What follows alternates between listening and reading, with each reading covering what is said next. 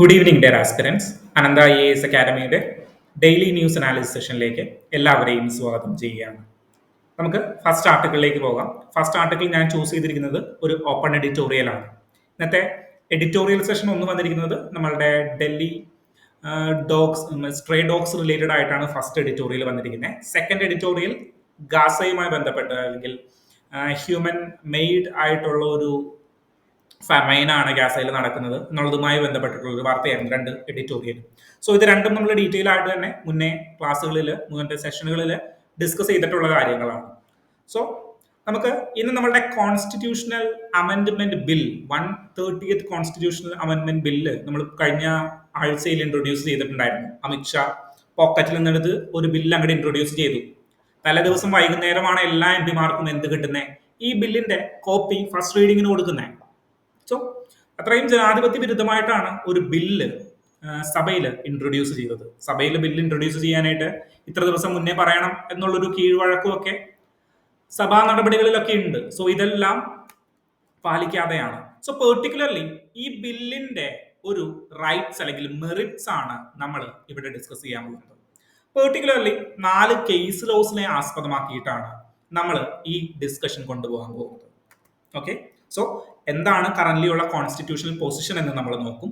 Then അതിനുശേഷം the landmark judgements നമ്മൾ നോക്കും. സോ ഇതാണ് നമ്മളുടെ അജണ്ട വരുന്നത്. സോ ആർട്ടിക്കിൾ 74 75 ആരെ കുറിച്ച് പറയുന്നത്? കൗൺസിൽ ഓഫ് മിനിസ്റ്റേഴ്സിനെയും പ്രൈം മിനിസ്റ്ററിനെയും പറയുന്നത്. ഓക്കെ, സോ ആരാണ് ഈ കൗൺസിൽ ഓഫ് മിനിസ്റ്റേഴ്സും പ്രൈം മിനിസ്റ്റേഴ്സും? സോ അതറിയണമെങ്കിൽ നമ്മൾ യൂണിയൻ എക്സിക്യൂട്ടീവ് എന്താണെന്ന് പഠിക്കണം. ഓക്കെ, സോ ഞാനൊരു ചോദ്യം ചോദിക്കട്ടെ. ഇന്ത്യയിൽ നിയമം നിർമ്മിക്കാനായിട്ടുള്ള അവകാശം ആർക്കാണ് കൊടുത്തിരിക്കുന്നത്? നിയമം നിർമ്മിക്കാനായിട്ടുള്ള അവകാശം പ്രധാനമന്ത്രിക്കാണോ, യൂണിയൻ ഗവൺമെന്റിനാണോ? നിയമങ്ങൾ നിർമ്മിക്കുന്നത് പാർലമെന്റ് ആണ്. So the legislative body is parliament in the union and state legislative assemblies are the legislative body in the state list. State ലിസ്റ്റിൽ പറഞ്ഞിരിക്കുന്ന കാര്യങ്ങളെല്ലാം സ്റ്റേറ്റ് ലെജിസ്ലേറ്റീവ് ബോഡിയിലുള്ളവരാണ് നിയമങ്ങൾ നിർമ്മിക്കുക. Okay, then who execute it അല്ലെങ്കിൽ union executive എന്ന് പറഞ്ഞു കഴിഞ്ഞാൽ ആരാണ്? സോ യൂണിയൻ എക്സിക്യൂട്ടീവ് എന്ന് പറഞ്ഞു കഴിഞ്ഞാൽ പ്രധാനമായിട്ടും president. So union executive consist of president, vice president. Execute ചെയ്യുന്നത് ആരൊക്കെയാണെന്നുള്ളതാണ്. സോ പ്രസിഡന്റ് എന്തായാലും ഉണ്ട്, വൈസ് പ്രസിഡന്റ് ഉണ്ട്. Then prime minister headed by the council of മിനിസ്റ്ററിനെ ഹെഡ് ചെയ്യുന്ന പ്രൈം മിനിസ്റ്റർ. സോ ആരൊക്കെയുണ്ട്? President, vice president, prime minister, council of ministers. ഇത്രയും പേരുള്ള എക്സിക്യൂട്ടീവ്സ് അല്ല, ഒരാൾ കൂടി ഉണ്ട്. ഓക്കെ, ആരാണ്? Attorney general. അറ്റോർണി ജനറലും കൂടി ആഡ് ചെയ്യുന്നതാണ് ആര്? നമ്മളുടെ യൂണിയൻ എക്സിക്യൂട്ടീവ് എന്ന് പറയുന്നത്. സോ അറ്റോർണി ജനറലിനെ മറന്നു പോകരുത്. സോ ആർട്ടിക്കിൾ 74 പ്രധാനമായിട്ടും ഈ യൂണിയൻ എക്സിക്യൂട്ടീവുകളെ കുറിച്ചിട്ടാണ് പ്രധാനമായിട്ടും പറഞ്ഞുകൊണ്ടിരിക്കുന്നത്. ആർട്ടിക്കിൾ 74 അല്ല, 52 ശേഷം വരുന്നത് പ്രധാനമായിട്ടും എന്തിനെ കുറിച്ചിട്ടാണ്? യൂണിയൻ എക്സിക്യൂട്ടീവിനെ കുറിച്ചിട്ടാണ്. President, vice president, then prime minister, council of minister. നമ്മൾ ലക്ഷ്മികാന്തിലെ ഓർഡർ എങ്ങനെയാണ് യൂണിയൻ എക്സിക്യൂട്ടീവിന്റെ? സോ അതേ ഓർഡറിൽ തന്നെയാണ് എവിടെയും പറഞ്ഞു പോകുന്നത്. 52 മുതൽ മുകളിലോട്ട് പറഞ്ഞു പോകുന്നത്. പെർട്ടിക്കുലർലി ആർട്ടിക്കിൾ 74 പറയുന്നത് കൗൺസിൽ ഓഫ് മിനിസ്റ്റേഴ്സിനെ കുറിച്ചിട്ടാണ്. ആരെ കുറിച്ചിട്ടാണ്? കൗൺസിൽ ഓഫ് മിനിസ്റ്റേഴ്സിനെ കുറിച്ചിട്ടാണ്. എന്താണ് council of ministers? So article 74 പറയുന്നത് there shall be a council of ministers. ഒരു കൗൺസിൽ ഓഫ് മിനിസ്റ്റേഴ്സ് ഉണ്ടാകണം, headed by the prime minister. Prime minister head ചെയ്യുന്ന ഒരു കൗൺസിൽ ഓഫ് മിനിസ്റ്റേഴ്സ് ഉണ്ടായിരിക്കണം. എന്തിനു വേണ്ടിയിട്ടാണ്? എന്തിനു വേണ്ടിയിട്ട് ഇങ്ങനെ കൗൺസിൽ ഓഫ് മിനിസ്റ്റേഴ്സ് ഉണ്ടാവുന്നത്? To aid and advise the president. പ്രസിഡന്റിന് എയ്ഡും അഡ്വൈസും കൊടുക്കുന്നതിന് വേണ്ടിയിട്ട്. ഓക്കെ, സോ ആർട്ടിക്കിൾ 74 എന്താ പറയുന്നത്? പഠിച്ചേ. there shall be a council of ministers headed by the prime minister to aid and advise. Arc? The president. പ്രസിഡന്റിന് aid and advice കൊടുക്കുന്നതിന് വേണ്ടിയിട്ടാണ് കൗൺസിൽ ഓഫ് മിനിസ്റ്റേഴ്സ് സെറ്റ് ചെയ്തിരിക്കുന്നത്. ഓക്കെ, ദെൻ അടുത്ത കാര്യം പറയുന്നത് എന്താണ്? ആർട്ടിക്കിൾ 75 പ്രൈം മിനിസ്റ്ററിനെ കുറിച്ച് പറയുന്നത്. അതായത് പ്രൈം മിനിസ്റ്ററിനെ കുറിച്ചിട്ട് ആരാണ്, എങ്ങനെ വേണമെന്നൊന്നും ദീർഘമായിട്ട് നമ്മളുടെ കോൺസ്റ്റിറ്റ്യൂഷൻ പറയുന്നില്ല. പ്രൈം മിനിസ്റ്ററിനെ അപ്പോയിന്റ്മെന്റ് ചെയ്യുന്നത് ആരാണെന്ന് പറയുന്നു? പ്രൈം മിനിസ്റ്ററിനെ അപ്പോയിന്റ്മെന്റ് ചെയ്യുന്നത് പ്രസിഡന്റ് ആണ് എന്നാണ് പറയുന്നത്. ഓക്കെ, സോ പ്രൈം മിനിസ്റ്ററിനെ അപ്പോയിന്റ്മെന്റ് ചെയ്യുന്നത് ആരാണ്? പ്രസിഡന്റ് ആണ്. ദെൻ മിനിസ്റ്റേഴ്സിനെ അപ്പോയിന്റ്മെന്റ് ചെയ്യുന്നത് ആരാണ്? മിനിസ്റ്റേഴ്സിനെ അപ്പോയിന്റ്മെന്റ് ചെയ്യുന്നതും പ്രസിഡന്റ് ആണ്. ആരുടെ നിർദ്ദേശപ്രകാരം? നമ്മളുടെ പ്രൈം മിനിസ്റ്ററിന്റെ നിർദ്ദേശപ്രകാരം പ്രസിഡന്റ് അപ്പോയിന്റ്മെന്റ് ചെയ്യും. ഓക്കെ, സോ പ്രൈം മിനിസ്റ്ററും പ്രസിഡന്റും കൗൺസിൽ ഓഫ് മിനിസ്റ്റേഴ്സും ആരുടെ പ്ലഷറിലാണ് വർക്ക് ചെയ്യുന്നത്? പ്രസിഡന്റിന്റെ പ്ലഷറിലാണ് വർക്ക് ചെയ്യുന്നത്. എങ്ങനെയാണ്? പ്രസിഡന്റിന്റെ പ്ലഷറിലാണ് പ്രൈം മിനിസ്റ്റേഴ്സും നമ്മളുടെ കൗൺസിൽ ഓഫ് മിനിസ്റ്റേഴ്സ്, നമ്മളുടെ രാജ്നാഥ് സിംഗ്, അമിത് ഷാ, അങ്ങനെ അടക്കമുള്ള കൗൺസിൽ ഓഫ് മിനിസ്റ്റേഴ്സ് ആരുടെ ഗൈഡൻസിലാണ് അല്ലെങ്കിൽ ആരുടെ പ്ലഷറിലാണ് വർക്ക് ചെയ്യുന്നത്? നമ്മളുടെ പ്രസിഡന്റിന്റെ പ്ലഷറിലാണ്. So what is this pleasure? പ്രസിഡന്റിന് ഇഷ്ടമുള്ളവരെല്ലാം നിയമിക്കാമോ? ഇല്ല. സോ ഇതിന് ഒരു അഡ്വൈസ് വേണം. നിങ്ങൾ കേട്ടിട്ടുണ്ടാവും, നമ്മളുടെ ആരിഫ് മുഹമ്മദ് ഖാൻ നമ്മളുടെ ഗവർണർ ആയിരുന്ന സമയത്ത് അദ്ദേഹം എൻ ബാലഗോപാലൻ സാറിനെതിരെ, ഫിനാൻസ് മിനിസ്റ്റർ ആയിട്ടുള്ള കേരളത്തിലെ ഫിനാൻസ് മിനിസ്റ്ററിനെതിരെ എന്ത് പറഞ്ഞു? എന്റെ പ്ലഷർ നഷ്ടപ്പെട്ടു. എന്ത് പ്ലഷർ നഷ്ടപ്പെട്ടു? ഇദ്ദേഹം എനിക്കെതിരെ സംസാരിച്ചിരിക്കുകയാണ്, ആര്? ബാലഗോപാലൻ സാർ. സോ ഇദ്ദേഹത്തിന്റെ മേലുള്ള പ്ലഷർ നഷ്ടപ്പെട്ടു, ഉടനെ ഇദ്ദേഹത്തെ പുറത്താക്കണം എന്ന് ആര് പറഞ്ഞു? നമ്മളുടെ ആരിഫ് മുഹമ്മദ് ഖാൻ പറഞ്ഞു. സോ കൗൺസിൽ ഓഫ് മിനിസ്റ്റേഴ്സ് കൂടി മുഖ്യമന്ത്രിയുമായി സംസാരിച്ചു, എന്നിട്ട് പറഞ്ഞു ഈ ഗവർണറുടെ പ്ലഷർ എന്ന് പറയുന്നത് അദ്ദേഹത്തിന്റെ സ്വന്തം ഇഷ്ടപ്രകാരം പയറ്റാൻ പറ്റുന്ന ഒരു കാര്യമല്ല, അതുകൊണ്ട് മുഖ്യമന്ത്രിയാണ് ഇവിടെ തീരുമാനിക്കുന്നത്. സോ അദ്ദേഹമാണ് അഡ്വൈസ് ചെയ്യുന്നത് ആരെ? പ്രസിഡന്റിനെ ആണെങ്കിൽ പ്രൈം മിനിസ്റ്റർ, ഗവർണറിനെ ആണെങ്കിൽ ചീഫ് മിനിസ്റ്റർ. സോ അതുകൊണ്ട് ഈ പ്ലഷർ എന്ന് പറയുന്നത് എന്തല്ല? അബ്സല്യൂട്ട് അല്ല. അല്ലെങ്കിൽ ഗവർണേഴ്സിന്റെ ഡിസ്ക്രിഷൻ എന്ന് പറയുന്നത് അൺലിമിറ്റഡ് അല്ല. ഇവിടെ എന്തിനാ ഞാൻ ഇത് പറയാനായിട്ട് തുടങ്ങി? ഈ പ്രസിഡന്റിന്റെയും പ്രൈം മിനിസ്റ്ററിന്റെയും പ്ലഷർ ഇയാൾക്ക് എന്താ വട്ടാണ്? നമ്മളുടെ 130ാമത്തെ ആർട്ടിക്കിളുമായി ബന്ധപ്പെട്ടിട്ട് ഇത് പറയുന്നില്ലല്ലോ. പറയുന്നുണ്ട്. ഒരു മിനിസ്റ്ററിനെ റിമൂവ് ചെയ്യുന്നത് ആരാണ്?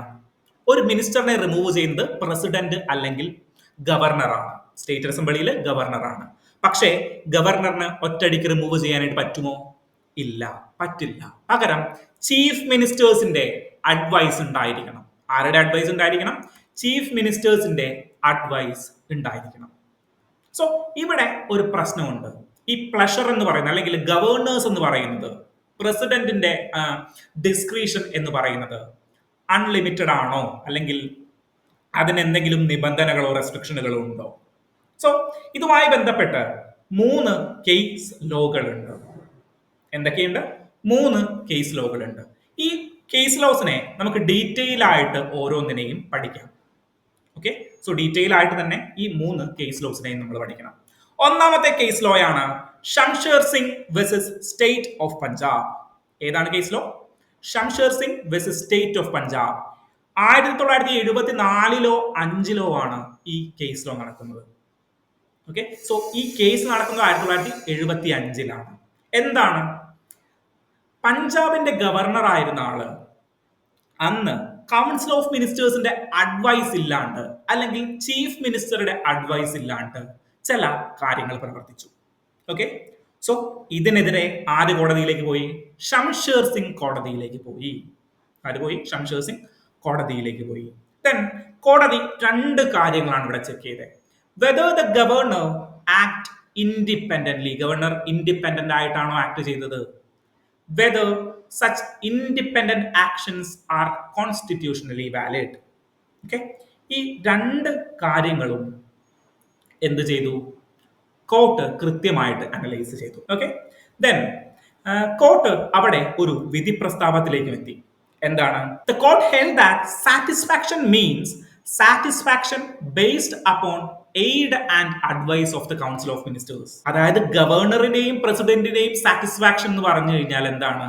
കൗൺസിൽ ഓഫ് മിനിസ്റ്റേഴ്സ് അല്ലെങ്കിൽ ചീഫ് മിനിസ്റ്റർ ഹെഡ് ആയിട്ടുള്ള കൗൺസിൽ ഓഫ് മിനിസ്റ്റേഴ്സിന്റെ സാറ്റിസ്ഫാക്ഷൻ ആണ്. സോ അതുകൊണ്ട് കോർട്ട് എന്താ ഒബ്സർവ് ചെയ്തത്? Both the president of the India and the governor of the state are required to act. പ്രസിഡന്റും ഗവർണറും എന്ത് ചെയ്യണം? Act according to the advice of the respective council of ministers. മക്കളെ, ഗവർണറെ നിങ്ങൾ വലിയ ആളുകളായിരിക്കാം, സ്റ്റേറ്റിന്റെ ഹെഡൊക്കെ ആയിരിക്കാം, സമ്മതിച്ചു. പക്ഷേ നിങ്ങളുടെ സാറ്റിസ്ഫാക്ഷനും നിങ്ങളുടെ പ്ലഷർ എന്നൊക്കെ പറയുന്നത് എന്താണ്? കൗൺസിൽ ഓഫ് മിനിസ്റ്റേഴ്സിന്റെ അഡ്വൈസ് മാത്രമായിരിക്കണം. സോ എനിക്ക് നാളെ ഞാൻ ഗവർണർ ആയി കഴിഞ്ഞാൽ എനിക്ക് തോന്നുകയാണ് എൻ ബാലഗോപാലൻ ഇവിടെ ഇരിക്കേണ്ട, എന്റെ പ്ലഷർ നഷ്ടപ്പെട്ടു എന്ന് എനിക്ക് പറയാൻ പറ്റുമോ? ഇല്ല. എപ്പോഴെനിക്ക് പറയാം? കൗൺസിൽ ഓഫ് മിനിസ്റ്റേഴ്സ് സജസ്റ്റ് ചെയ്യുകയാണ്, അഡ്വൈസ് ചെയ്യുകയാണ്, അല്ലെങ്കിൽ ചീഫ് മിനിസ്റ്റർ അഡ്വൈസ് ചെയ്യുകയാണെങ്കിൽ മാത്രമേ എന്റെ പ്ലഷർ നഷ്ടപ്പെടാനായിട്ട് പാടുള്ളൂ. ഓക്കെ, സോ ഏത് കേസാണ്? Shamsher Singh versus state of Punjab of 1975 case. So ആദ്യമായിട്ടാണ് ഈ ഒരു കാര്യത്തിൽ, ഈ സാറ്റിസ്ഫാക്ഷൻ അല്ലെങ്കിൽ പ്ലഷർ റിലേറ്റഡ് ആയിട്ടുള്ള കാര്യങ്ങളിൽ കോടതി ഒരു വിധി പ്രസ്താവം, ഒരു ലാൻഡ്മാർക്ക് ജഡ്ജ്മെന്റ് നടത്തുന്നത് ഈ ഷംഷേർ സിംഗ് കേസിലാണ്. ഓക്കെ, സോ ഫസ്റ്റ് കേസിലോ ക്ലിയർ ആയല്ലോ, Shamsher Singh versus state of Punjab. ഇനി നമുക്ക് പഞ്ചാബിൽ നിന്ന് അരുണാചൽ പ്രദേശിലേക്ക് ഒന്ന് പോകണം. എന്താണ് അരുണാചൽ പ്രദേശിൽ സംഭവിക്കുന്നത്? നബം Rebia versus deputy speaker. നബം Rebia എന്ന് പറഞ്ഞു കഴിഞ്ഞാൽ അവിടത്തെ 2016 കാലഘട്ടങ്ങളിലെ സ്പീക്കർ ആയിരുന്നു. എവിടത്തെ? അരുണാചൽ പ്രദേശ് മന്ത്രിസഭയിലെ സ്പീക്കർ ആയിരുന്നു ഈ നബം റേബിയ എന്ന് പറയുന്നത്. സോ അദ്ദേഹവും ഡെപ്യൂട്ടി സ്പീക്കറുമായിട്ട് ചില ക്ലാഷുകൾ വന്നു. എന്താണ് കഥയെന്ന് ഞാൻ പറയാം. അതായത് 2016 കാലഘട്ടങ്ങളിൽ കോൺഗ്രസ് ആണ് അവിടെ ഭരിച്ചുകൊണ്ടിരുന്നത്. ഈ കോൺഗ്രസ് ചീഫ് മിനിസ്റ്ററിന് എതിരെ അവിടുത്തെ ഉൾപാർട്ടിയിലുള്ള ആളുകളും പുറത്തുള്ള പ്രതിപക്ഷാംഗങ്ങളും എതിരെ സംസാരിക്കാനായിട്ട് തുടങ്ങി. കാരണം ചീഫ് മിനിസ്റ്റേഴ്സ് ചില ഫിനാൻഷ്യൽ ഫ്രോഡുകൾ നടത്തി എന്ന് ആരോപിച്ചുകൊണ്ടാണ് ചീഫ് മിനിസ്റ്ററിനെതിരെ തിരിഞ്ഞത്. ഓക്കെ, സോ ഗവർണറിനും ഈ കാര്യം അറിയാമായിരുന്നു. സോ പ്രതിപക്ഷ പാർട്ടികൾ എങ്ങടേക്ക് ചെന്നു? ഗവർണറിന്റെ അടുത്തേക്ക് ചെന്നു. എന്നിട്ട് പറഞ്ഞു, ഗവർണറെ, ചീഫ് മിനിസ്റ്റർ കുറച്ച് തെറ്റായ പരിപാടികളാണ് കാണിക്കുന്നത്, ഫണ്ട് ഫ്രോഡ് ചെയ്യുന്നുണ്ട്, അല്ലെങ്കിൽ ഫണ്ട് ഇല്ലീഗലി യൂട്ടിലൈസ് ചെയ്യുന്നുണ്ട്. അപ്പൊ നമ്മൾ എന്ത് ചെയ്യണം? നമ്മൾ ഇദ്ദേഹത്തെ പുറത്താക്കണം. ഓക്കെ, സോ പാർലമെന്റ് അല്ലെങ്കിൽ നിയമസഭ കൂടുന്നതിന് മുന്നേ നിയമസഭ വിളിച്ചു ചേർക്കണം. ചീഫ് മിനിസ്റ്റർ അല്ലെങ്കിൽ ഗവർണർ എന്ത് ചെയ്തു?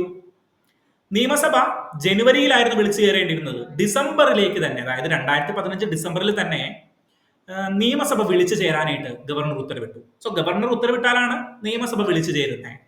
ഓക്കെ, സോ നിയമസഭ വിളിച്ചു ചേരാനായിട്ട് ഉത്തരവിട്ടു. ഉത്തരവിട്ടപ്പോഴേക്കും സ്പീക്കർ ആരുടെ കക്ഷിയാണ്? ചീഫ് മിനിസ്റ്ററുടെ പാർട്ടിയിലുള്ള ഒരാളായിരിക്കുമല്ലോ സ്പീക്കർ ആവുന്നേ. സ്പീക്കർ എന്ത് ചെയ്തു എന്ന് വെച്ച് കഴിഞ്ഞാല് റിബൽ ചെയ്ത 12 MLA-മാരെയും ഏകദേശം 13 MLA-മാരെയും എന്ത് ചെയ്തു? മുന്നേ ആന്റി ഡിഫെക്ഷൻ ലോ കൊടുത്തിട്ട് പിരിച്ചുവിട്ടു. സോ ആന്റി ഡിഫെക്ഷൻ ലോ, അതായത് കൂറുമാറ്റ നിരോധന നിയമം, കൂറുമാറ്റം നിരോധിക്കുന്ന നിയമപ്രകാരം റിബൽ ചെയ്ത MLA-മാരെ എല്ലാവരെയും സഭയിൽ നിന്ന് പിരിച്ചുവിട്ടു. സോ ഈ 2 കേസുകളും ക്ലബ് ചെയ്തുകൊണ്ട് ഡെപ്യൂട്ടി സ്പീക്കർ കോടതിയിലേക്ക് പോയി. ആര് കോടതിയിലേക്ക് പോയി? ഡെപ്യൂട്ടി സ്പീക്കർ കോടതിയിലേക്ക് പോയി. സോ ഇതൊരു ഇന്റേണൽ ക്ലാഷുമായി ബന്ധപ്പെട്ടിട്ടാണ് ഈ ഒരു കേസ് നടക്കുന്നത്. നബം റേബിയ എന്ന് പറയുന്ന സ്പീക്കറും ഡെപ്യൂട്ടി സ്പീക്കറും തമ്മിലുള്ള ഒരു വിഷയം. ഇതിലെന്താണ് ഈ കൺസെന്റ് അല്ലെങ്കിൽ നമ്മളുടെ പ്ലഷർ അല്ലെങ്കിൽ കൺസൾട്ടേഷൻ എന്ന് പറയുന്ന കാര്യങ്ങളിലൊക്കെ, ഗവർണറിന്റെയും പ്രസിഡന്റിന്റെയും കൺസൾട്ടേഷൻ കാര്യങ്ങളിൽ ഈ ജഡ്ജ്മെന്റ് എങ്ങനെ ഉത്തരവ് പുറപ്പെടുവിക്കും? ഇത് നമ്മളുടെ സ്പീക്കറും ഡെപ്യൂട്ടി സ്പീക്കറും തമ്മിലുള്ള പ്രശ്നമല്ലേ? അല്ല.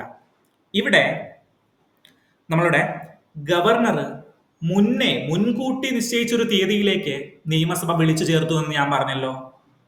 അതങ്ങനെ വിളിച്ചു ചേർക്കാനായിട്ട് പറ്റുമോ? അതായിരുന്നു ആദ്യം കോടതി ചോദിച്ച വിഷയം. അതായത് ഇങ്ങനെ മുൻകൂട്ടി നിശ്ചയിച്ചിരിക്കുന്ന ഒരു തീയതിയിലേക്ക്, അതായത് ജനുവരി 15-നാണ് ഓൾറെഡി നിയമസഭ കൂടേണ്ടത് എന്നാണ് ആര് തീരുമാനിച്ചിരിക്കുന്നത്? Council of the ministers headed by the chief minister. Chief minister തീരുമാനിച്ചിരിക്കുന്നത് എന്നാണ് ജനുവരി 15. പക്ഷേ ഗവർണർ ചീഫ് മിനിസ്റ്ററിന്റെ ഫ്രോഡുകളൊക്കെ കണ്ടുപിടിച്ചത് കാരണം, അല്ലെങ്കിൽ അതില് എതിർത്തുകൊണ്ട് 1 മാസം മുന്നേ കൗൺസിൽ ഓഫ് അല്ലെങ്കിൽ നിയമസഭ വിളിച്ചു ചേരാനായിട്ട് വിളിച്ചു. ഓക്കെ, എന്ത് തീരുമാനം? നമ്മളുടെ സ്പീക്കറിനെ ഒഴിവാക്കാനായിട്ടുള്ള തീരുമാനം അടക്കം, അല്ലെങ്കിൽ സ്പീക്കറിനെ റിമൂവ് ചെയ്യാനായിട്ടുള്ള റെസൊല്യൂഷൻ അടക്കം ഇതില് ഉന്നയിക്കുമെന്ന് കൂടി പറഞ്ഞു. ഓക്കെ, സോ ഇതാണ് ആദ്യം കോർട്ട് ചെക്ക് ചെയ്തത്. നമ്മളുടെ ഗവർണറിന് എന്ത് ചെയ്യാനായിട്ട് പറ്റുമോ? ഗവർണറിന് കൗൺസിൽ ഓഫ് മിനിസ്റ്റേഴ്സിന്റെ അഡ്വൈസ് ഇല്ലാണ്ട് നിയമസഭ വിളിച്ചു ചേർക്കാനായിട്ട് പറ്റുമോ? ഓക്കെ, ഇവിടെ എന്ത് കോർട്ട് വിധിച്ചു? ഗവർണറിന് പറ്റില്ല. സോ മുഖ്യമന്ത്രി കള്ളനായിരിക്കാം, സ്പീക്കർ കള്ളനായിരിക്കാം, പക്ഷേ ഗവർണർ ഡിസ്ക്രിഷണറി പവേഴ്സിനെ, പെർട്ടിക്കുലർലി പറഞ്ഞു കഴിഞ്ഞാൽ സവിശേഷ അധികാരങ്ങളുടെ പരിധി ഇൻക്രീസ് ചെയ്യാൻ പാടില്ല എന്ന് കോർട്ട് പറഞ്ഞു. വിച്ച് മീൻസ് ഗവർണർ എന്ത് ചെയ്യാനായിട്ട് പാടില്ല? അധികാരമില്ലാത്ത കാര്യങ്ങളിൽ, നമ്മളുടെ കൗൺസിൽ ഓഫ് മിനിസ്റ്റേഴ്സിന്റെ അധികാരമുള്ള മേഖലയിൽ കയറി കളിക്കാനായിട്ട് പാടില്ല. ഓക്കെ, സോ ഇതാണ് രണ്ടാമത്തെ case, Nabam Rebia versus deputy speaker case. Then another important case happened in 2013, famously called the Lily Thomas case. ഏതാണ് കേസ്? ലില്ലി തോമസ് കേസ്. ലില്ലി തോമസ് കേസ് എന്താണെന്ന് വെച്ച് കഴിഞ്ഞാല് നമ്മളുടെ റെപ്രസെന്റേഷൻ ഓഫ് പീപ്പിൾസ് ആക്ട് ഉണ്ടല്ലോ. ഏതാണ് റെപ്രസെന്റേഷൻ ഓഫ് പീപ്പിൾ ആക്ട്? എവിടെ? രണ്ട് ആക്ടുകൾ ഉണ്ടെന്ന് നമ്മൾ പഠിച്ചു. ഒന്ന് റെപ്രസെന്റേഷൻ ഓഫ് പീപ്പിൾ ആക്ട് 1950. അതിൽ എന്തൊക്കെയാ പറയുന്നത്? നമ്മളുടെ ഡീലിമിറ്റേഷൻ, ദെൻ ഇലക്ട്രൽ റോളുകൾ എങ്ങനെയാണ് പ്രിപ്പയർ ചെയ്യുന്നത്, അതുമായി ബന്ധപ്പെട്ട ഇലക്ഷൻ തുടങ്ങുന്നതിന് മുന്നേ വരെയുള്ള കാര്യങ്ങൾ. ദെൻ ഇലക്ഷൻ കാൻഡിഡേറ്റും ഇലക്ഷൻ നടത്തിപ്പുമായി ബന്ധപ്പെട്ടിട്ടാണ് രണ്ടാമത്തെ റെപ്രസെന്റേഷൻ ഓഫ് പീപ്പിൾ ആക്ട് 1951 വരുന്നത്. ഓക്കെ, സോ 1951 വരുന്നത് എങ്ങനെയാണ്? നമ്മളുടെ ഇലക്ഷന്റെ നടത്തിപ്പുമായി ബന്ധപ്പെട്ട ഇലക്ഷന്റെ അല്ലെങ്കിൽ നമ്മളുടെ ക്വാളിഫിക്കേഷൻ ഓഫ് ദ കാൻഡിഡേറ്റ്സ്, അങ്ങനെയുള്ള കാര്യങ്ങളൊക്കെയാണ് 1951 പറയുന്നത്. ഓക്കെ, സോ ഇതുമായി ബന്ധപ്പെട്ട് സെക്ഷൻ 8 ചില ഡിസ്ക്വാളിഫിക്കേഷനുകൾ നമ്മളുടെ ഇലക്ഷനുമായി ബന്ധപ്പെട്ടിട്ടുണ്ട്. എന്തൊക്കെയാണ് ഡിസ്ക്വാളിഫിക്കേഷനുകൾ? നിങ്ങൾ 2 വർഷത്തിലധികം ഇംപ്രിസൺമെന്റ് നേടിക്കഴിഞ്ഞു കഴിഞ്ഞാൽ, അല്ലെങ്കിൽ നിങ്ങൾ 2 വർഷത്തിൽ മേലെ ഉള്ളൊരു കുറ്റത്തിന് ഇംപ്രിസൺമെന്റ് നേടിക്കഴിഞ്ഞാൽ, ശിക്ഷ വിധിച്ചു കഴിഞ്ഞു കഴിഞ്ഞാൽ നിങ്ങൾക്ക് എന്ത് പറ്റും? നിങ്ങൾക്ക് മത്സരിക്കാനായിട്ട് സാധിക്കില്ല. അടുത്ത 6 വർഷത്തേക്കും ഈ ടേമിലും നിങ്ങൾ ഡിസ്ക്വാളിഫൈഡ് ആകും. ഞാൻ പറഞ്ഞിട്ടുണ്ട് ഇതിന് എക്സാമ്പിൾ ആരാണ്? രാഹുൽ ഗാന്ധിയാണ് എക്സാമ്പിൾ. രാഹുൽ ഗാന്ധി മോദി കമ്മ്യൂണിറ്റിക്കെതിരായി സംസാരിച്ചു എന്ന് പറഞ്ഞിട്ട് ഈ ഒരു ആർട്ടിക്കിൾ അടിച്ചിട്ടാണ്, ഈ ഒരു സെക്ഷൻ അടിച്ചിട്ടാണ് അദ്ദേഹത്തെ അന്ന് പുറത്താക്കിയത്.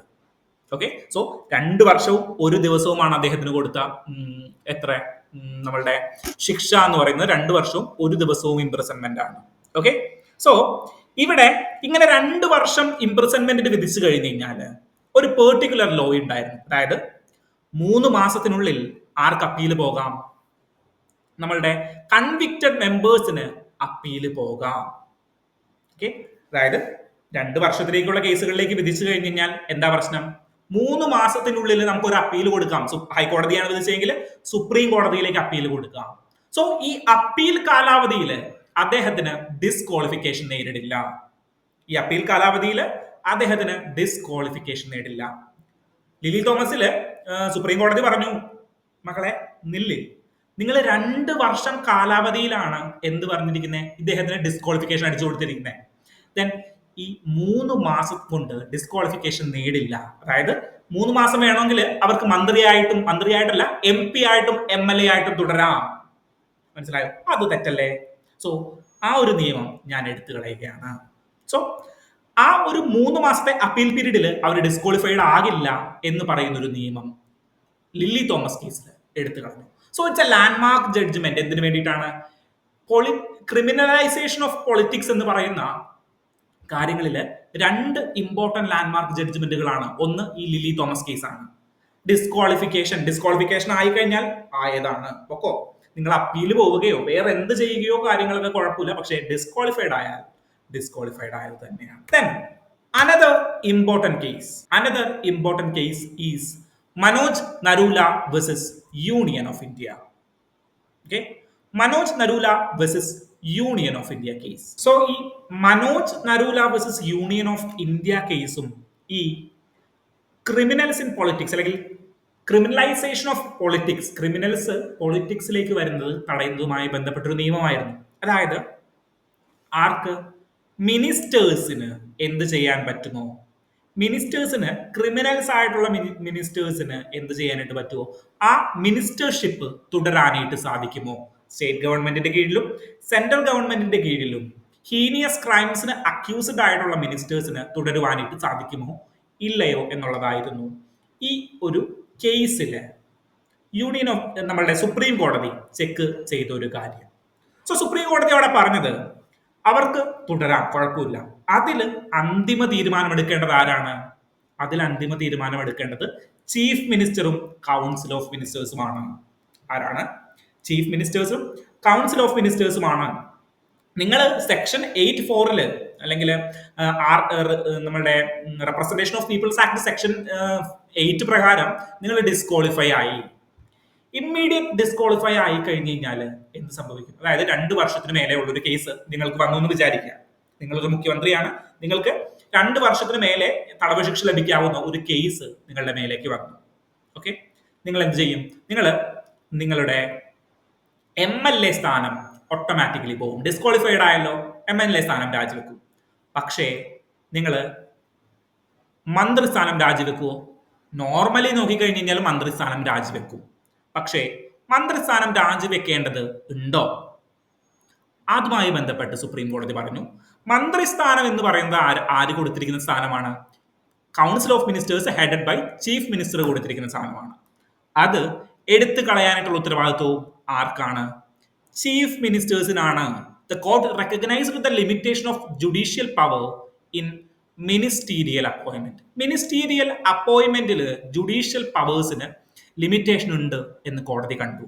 And left the matters to the prime minister's discretion. Prime മിനിസ്റ്റേഴ്സിനും കൗൺസിൽ ഓഫ് മിനിസ്റ്റേഴ്സിനുമാണ് ഇതിൽ അന്തിമ തീരുമാനം എടുക്കാനായിട്ട് പറ്റുക. ഓക്കെ, സോ ഇയാൾ 4 കേസ് ലോസിനെ കുറിച്ചിട്ട് പറഞ്ഞ് മനുഷ്യനെ കുഴപ്പിച്ച് കളഞ്ഞു. ഇനി ഇതുവരെയുമായിട്ട് ഇങ്ങേര് നമ്മളുടെ ഇന്നത്തെ ആർട്ടിക്കിളിനെ കുറിച്ചിട്ട് പറഞ്ഞിട്ടില്ലല്ലോ, പറഞ്ഞിട്ടില്ല. അപ്പോൾ 4 കേസ് ലോസ് നിങ്ങളൊന്ന് ഡീറ്റെയിൽ ആയിട്ട് നോക്ക്. Shamsher Singh versus state of Punjab. ആദ്യം നമ്മൾ പഞ്ചാബിലേക്ക് പോയി. അവിടെ ഷംഷേർ സിംഗ് എന്ന് പറയുന്ന ഒരാൾ 1975 ഓക്കെ, അവിടെയും എന്താ പറഞ്ഞത്? അവിടെ പറഞ്ഞത് പ്ലഷർ ഓഫ് ദ പ്രസിഡന്റ് അല്ലെങ്കിൽ സാറ്റിസ്ഫാക്ഷൻ ഓഫ് ദ പ്രസിഡന്റ് അല്ലെങ്കിൽ ഗവർണർ എന്ന് പറയുന്നത് എന്തല്ല, അബ്സല്യൂട്ട് അല്ല എന്നുള്ളതാണ്. Then Nabam Rebia versus deputy speaker case Arunachal പ്രദേശിലേക്ക് പോയി 2016. അവിടെയും പറഞ്ഞു പ്രസിഡന്റ് അല്ലെങ്കിൽ ഗവർണർ ആവശ്യമില്ലാത്ത കാര്യങ്ങൾ ചെയ്യാൻ നിൽക്കണ്ട.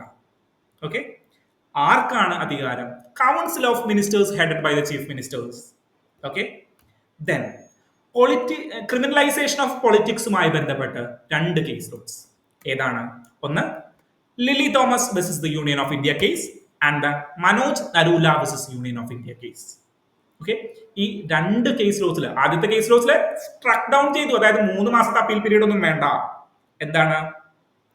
ഡിസ്ക്വാളിഫൈ ആയി കഴിഞ്ഞാൽ ആയത് തന്നെയാണ്. നരൂല കേസിൽ എന്താ പറഞ്ഞേ? Narula versus union of India കേസിൽ എന്താ പറഞ്ഞേ? മിനിസ്റ്റേഴ്സിനെ പുറത്താക്കാനായിട്ട് സെക്ഷൻ 8(4) ഒന്നും വെച്ചിട്ട് പറ്റത്തില്ല. കാരണം എന്താണ്? മിനിസ്റ്റേഴ്സിനെ തീരുമാനിക്കുന്നത് ആരാണ്?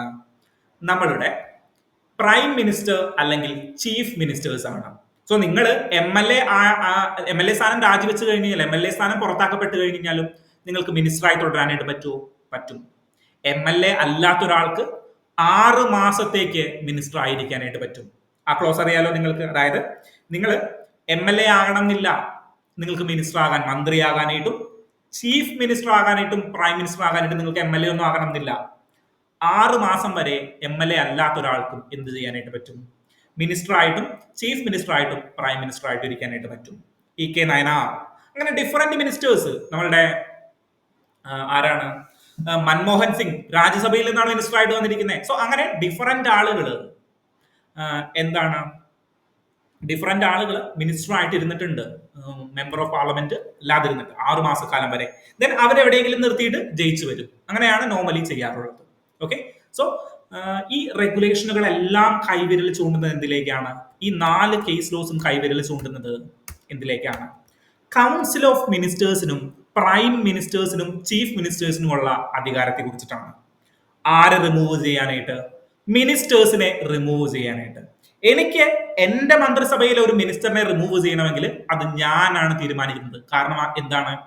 ഞാനാണ് ജനങ്ങൾ തെരഞ്ഞെടുത്ത ഒരാള്. അല്ലാണ്ട് മുകളിൽ നിന്നുള്ള ഒരാൾ ഒരു നിയമം അങ്ങോട്ട് പാസ്സാക്കിയിട്ട് ജനങ്ങൾ തെരഞ്ഞെടുത്ത ഒരാളെ എന്ത് ചെയ്യാനായിട്ട് പറ്റില്ല?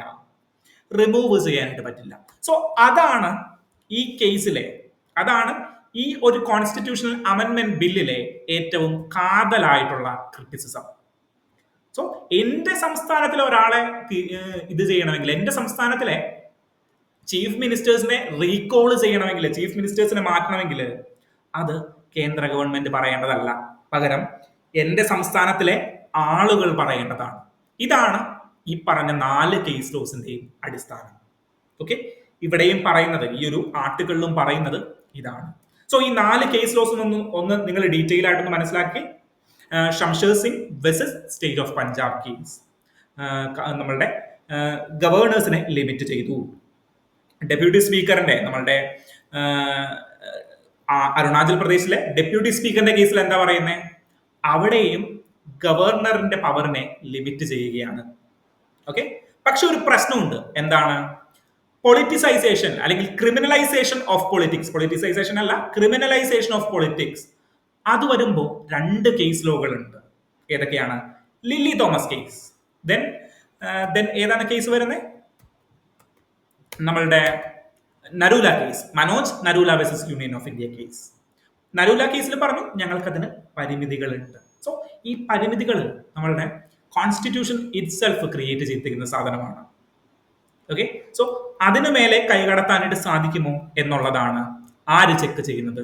നമ്മളുടെ സെൻട്രൽ ഗവൺമെന്റ് ഇപ്പൊ ചെക്ക് ചെയ്തുകൊണ്ടിരിക്കുന്നത്. സോ നമുക്ക് ക്രിമിനലൈസേഷൻ ഓഫ് പൊളിറ്റിക്സ് എന്നൊക്കെ പറയാം. നമ്മൾ കണക്കെടുത്ത് നോക്കിക്കഴിഞ്ഞാൽ 60%, 70% ക്രിമിനലൈസേഷൻ ഓഫ് പൊളിറ്റിക്സ് ഉണ്ട് എന്ന് നമ്മൾ പറയുന്നുണ്ട്. പക്ഷേ അവരെല്ലാം പുറത്തു കളയേണ്ടത് രാഷ്ട്രീയ പാർട്ടികളുടെയും പിന്നെ ആരുടെയും ഉത്തരവാദിത്തമാണ്? ജനങ്ങളുടെയും ഉത്തരവാദിത്തമാണ്. അത് വോട്ടിങ്ങിലൂടെയാണ് നമ്മൾ അവർക്കെതിരെയുള്ള പുറത്താക്കലുകൾ നടത്തേണ്ടത്. അല്ലാണ്ട് ഒരു നിയമത്തിലൂടെ എല്ലാവരെയും അങ്ങോട്ട് തട്ടിക്കളയല്ല വേണ്ടത് എന്നുള്ളതാണ് ഈ ഒരു ആർട്ടിക്കിളിൽ ഡീറ്റെയിൽ ആയിട്ട് ഡിസ്കസ് ചെയ്തിരിക്കുന്ന കാര്യം. ഓക്കെ, ഇനി നമുക്ക് രണ്ടാമത്തെ ആർട്ടിക്കിളിലേക്ക് പോകാം. Nourish to flourish, the nutrition and cognition link. എവിടെയെങ്കിലും കേട്ടിട്ടുണ്ടോ ഈ ന്യൂസ്? നമ്മൾ വായിച്ചു കഴിഞ്ഞപ്പോ ഉണ്ട്. നമ്മൾ ഇതുമായി ബന്ധപ്പെട്ട കാര്യങ്ങൾ ഡീറ്റെയിൽ ആയിട്ട് ഇതിന് മുന്നേ ഡിസ്കസ് ചെയ്തിട്ടുണ്ട്. എന്താണ് ഇവിടെ പ്രധാനപ്പെട്ട് പറയുന്നത്? ഏർലി ചൈൽഡ്ഹുഡ് എഡ്യൂക്കേഷൻ ആൻഡ് കെയറുമായി ബന്ധപ്പെട്ട് പറയുന്ന കാര്യങ്ങളാണ് ഇവിടെ ഡിസ്കസ് ചെയ്തിരിക്കുന്നത്. നമ്മുടെ integrated child development scheme, then Poshan Bhi Padhai Bhi scheme, then Navchetana scheme. ഇതിനെ കുറിച്ചിട്ടൊക്കെ നമ്മൾ ഡീറ്റെയിൽ ആയിട്ട് ഒരു ഡിസ്കഷനിൽ ഡിസ്കസ് ചെയ്തിട്ടുണ്ടായിരുന്നു. ഓക്കെ, സോ ഇത് ഇടയ്ക്കിടയ്ക്ക് ന്യൂസുകളിൽ ഇങ്ങനെ വന്നുകൊണ്ടിരിക്കും. സോ അത് നമ്മളൊന്ന് ഓർക്കുക, അടുത്ത പേജിലേക്ക് അല്ലെങ്കിൽ അടുത്ത ന്യൂസിലേക്ക് പോവുക എന്നുള്ളതാണ് നമുക്ക് ഇവിടെ ചെയ്യാനായിട്ടുള്ളത്.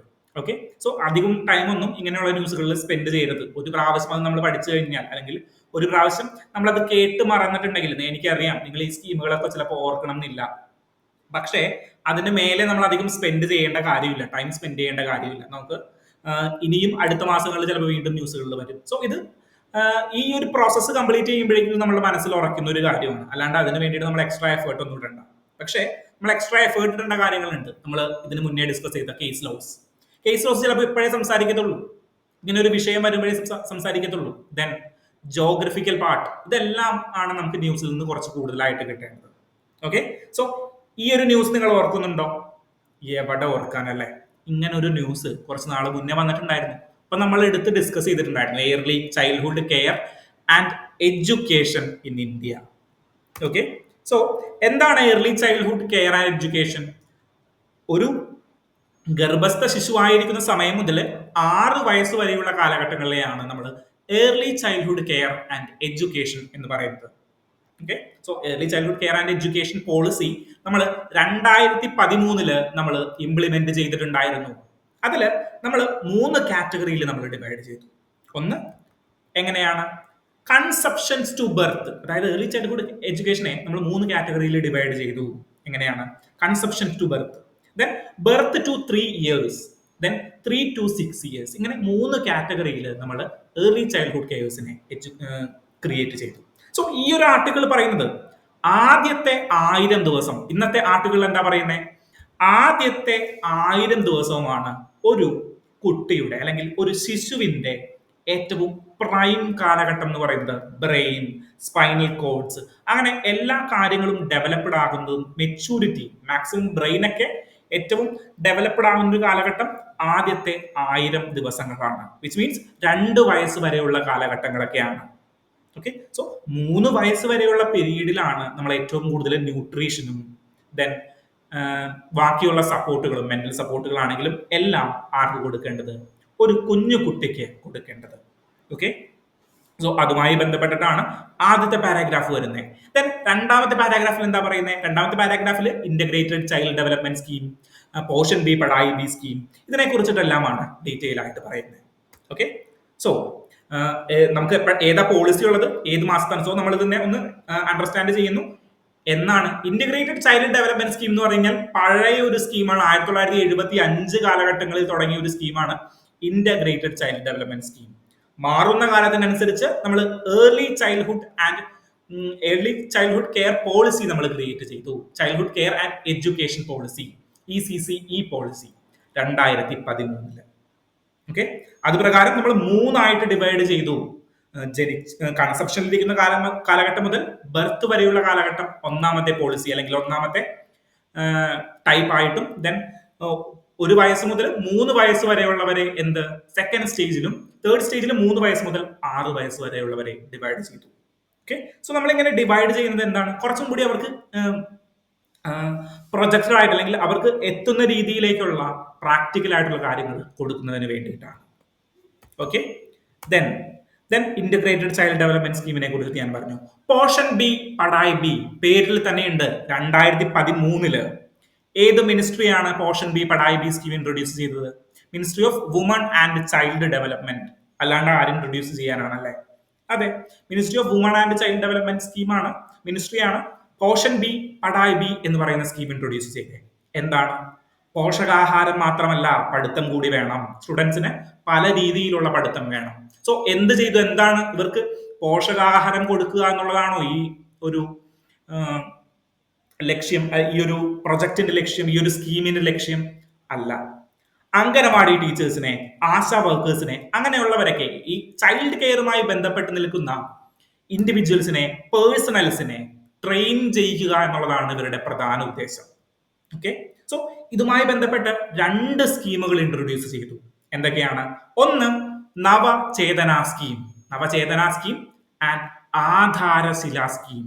ഓക്കെ, സോ ആശാ വർക്കേഴ്സിനെ, അംഗനവാടി ടീച്ചേഴ്സിനെ എല്ലാം ട്രെയിൻ ചെയ്യിക്കുക. അങ്ങനെയാണ് ഏർലി ചൈൽഡ്ഹുഡ് കെയേഴ്സിന് എന്തൊക്കെ പഠായികൾ കൊടുക്കണം അല്ലെങ്കിൽ എന്തൊക്കെ കരിക്കുലം കൊടുക്കണം എന്നുള്ളത് ട്രെയിൻ ചെയ്യിക്കുക എന്നുള്ളതാണ് പോർഷൻ ബി പഠായി ബി സ്കീമിന്റെ ഉദ്ദേശം. ഓക്കെ, സോ ഇതുമായി ബന്ധപ്പെട്ട് ഇതിനെയും 2 ക്ലാസിഫൈ ചെയ്തു. നവചേതന സ്കീം 0 വയസ്സ് മുതൽ 3 വയസ്സ് വരെയുള്ളവർക്ക് എങ്ങനെ പാഠഭാഗങ്ങൾ പറഞ്ഞു കൊടുക്കണം, എന്തൊക്കെ കാര്യങ്ങൾ ഉൾപ്പെടുത്തണം, അതെല്ലാം ബന്ധപ്പെട്ടതാണ് ഈ നവചേതന സ്കീം എന്ന് പറയുന്നത്.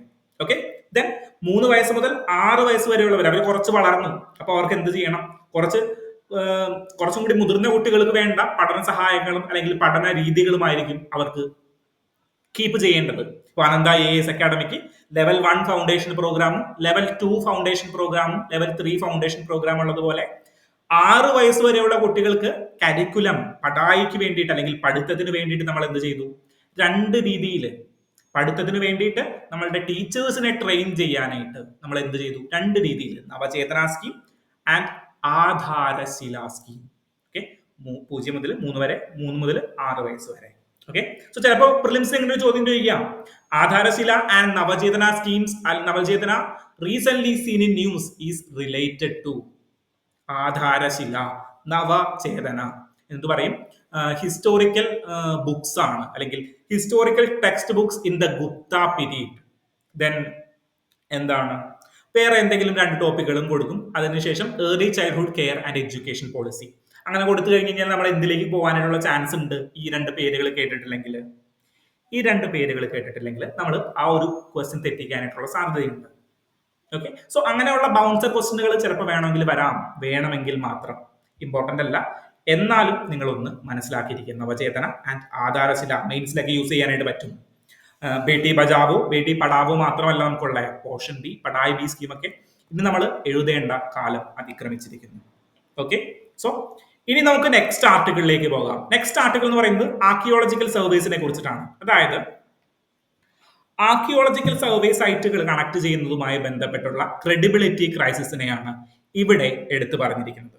സോ ഈ ഒരു ആർട്ടിക്കിൾ പറഞ്ഞിരിക്കുന്നത് പെർട്ടിക്കുലർലി നമ്മളുടെ കീലേഡി എക്സ്കവേഷൻസ് ഉണ്ടല്ലോ, തമിഴ്നാട്ടിൽ നടന്നുകൊണ്ടിരിക്കുന്ന ഇന്ത്യയുടെ ചരിത്രത്തിന്റെ ഗതി തന്നെ മാറ്റിമറിക്കുന്ന കീലേഡി എക്സ്കവേഷൻസ്.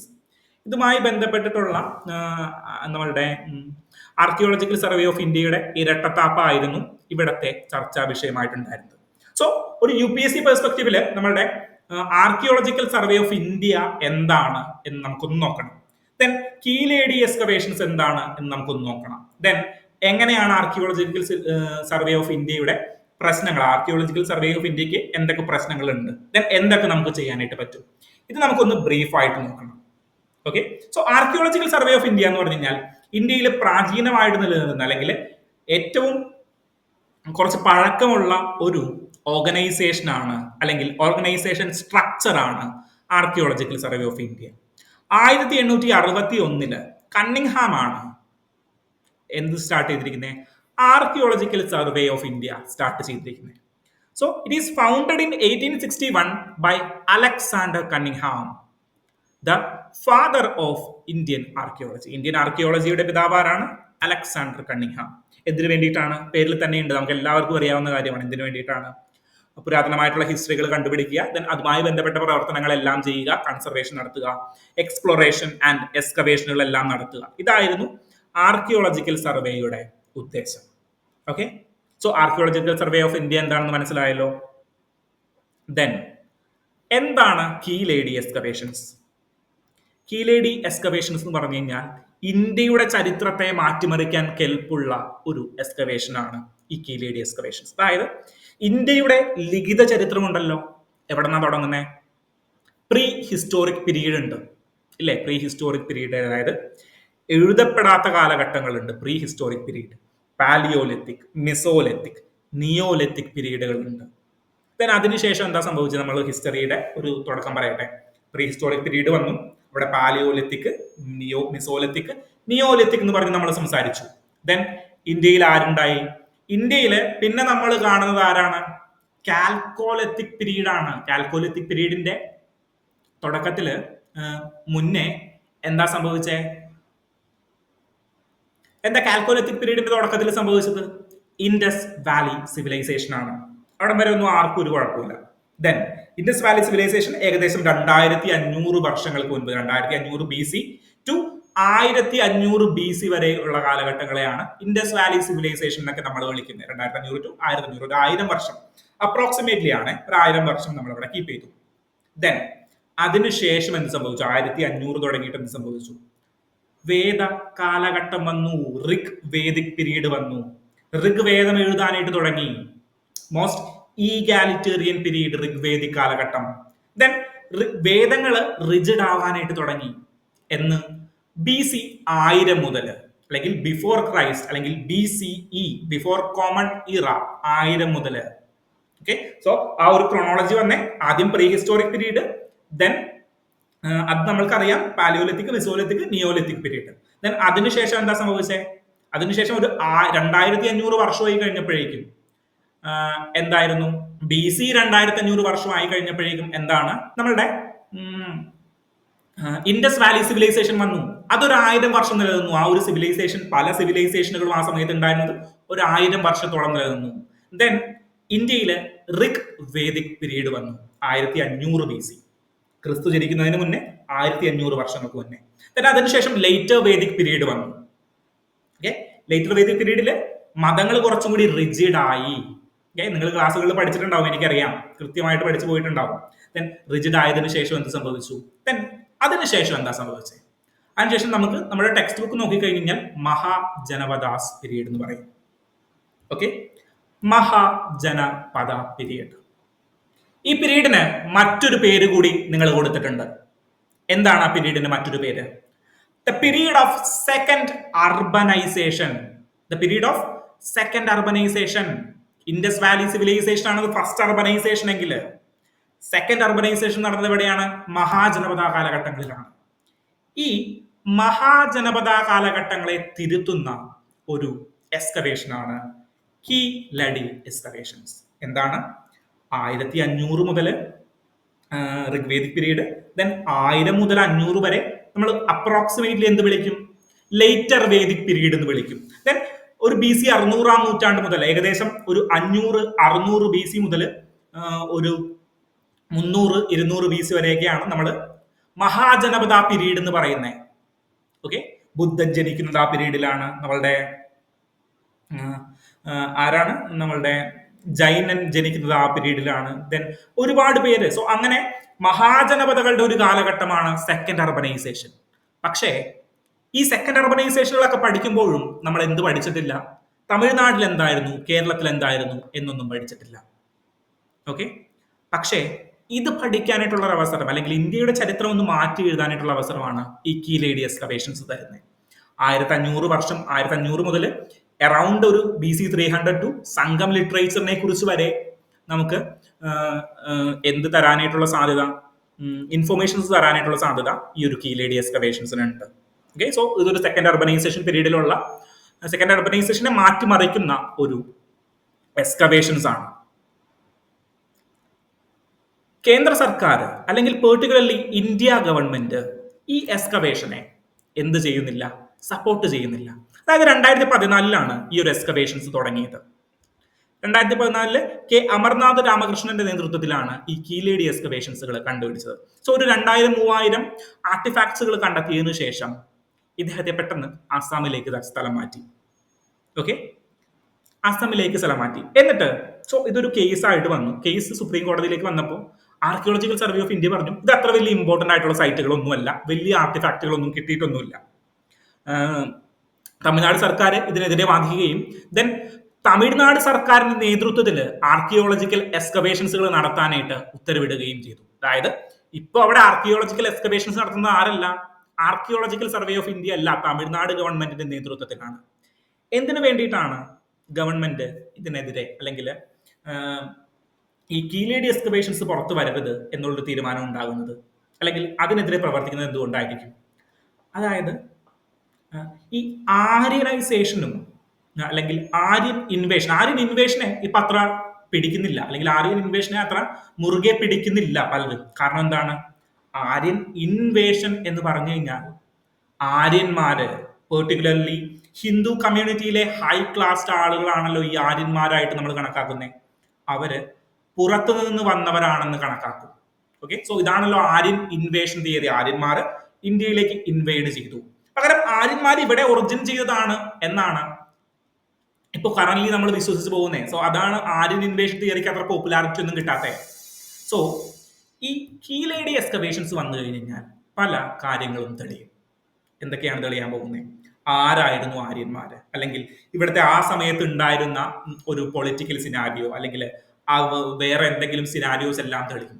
ഋഗ്വേദിക് കാലഘട്ടം, നമ്മളുടെ ലേറ്റർ വേദിക് പീരീഡ് കാലഘട്ടം, മനുസ്മൃതിയുടെ കാലഘട്ടം, ദെൻ വേറെ എന്താണ് നമ്മളുടെ ഈ വർണ്ണ സിസ്റ്റം, ശൂദ്രനും ബ്രാഹ്മണനും അങ്ങനെ അടങ്ങുന്ന 4 വർണ്ണങ്ങളായിട്ട് തിരിച്ചിട്ടുള്ള വർണ്ണ സിസ്റ്റത്തെ എല്ലാം ചിലപ്പോൾ ചോദ്യം ചെയ്യാൻ പറ്റിയേക്കാം. സോ ഇതാണ് പൊളിറ്റിക്കലി നമ്മളുടെ തമിഴ്നാട് ഗവൺമെന്റ് ആർഗ്യൂ ചെയ്യുന്ന ഒരു കാര്യം. ഇന്ത്യയുടെ ഹിസ്റ്ററിയെ മാറ്റിമറിക്കാനായിട്ടുള്ള സമ്പത്ത് നമ്മളുടെ കയ്യിലുണ്ട്, ഇത് ഞങ്ങൾ തെളിവായിട്ട് സംഘടിപ്പിക്കും. ഓക്കെ, സോ ആർക്കിയോളജിക്കൽ സർവേ ഇതിന് പെർട്ടിക്കുലർലി ഇമ്പോർട്ടൻസ് ഒന്നും കൊടുത്തിട്ടുണ്ടായിരുന്നില്ല. പക്ഷേ ഇപ്പൊ കീലേഡി എക്സ്കവേഷൻസ് 18,000 ആർട്ടിഫാക്റ്റുകൾ അടക്കം കണ്ടെത്തിയിട്ടുണ്ട്. വലിയൊരു ഹ്യൂജ് എക്സ്കവേഷൻസ് ആണ് അവിടെ നടന്നുകൊണ്ടിരിക്കുന്നത്. ഇനിയും തെളിവുകൾ പുറത്തെടുക്കാനായിട്ടുണ്ട്.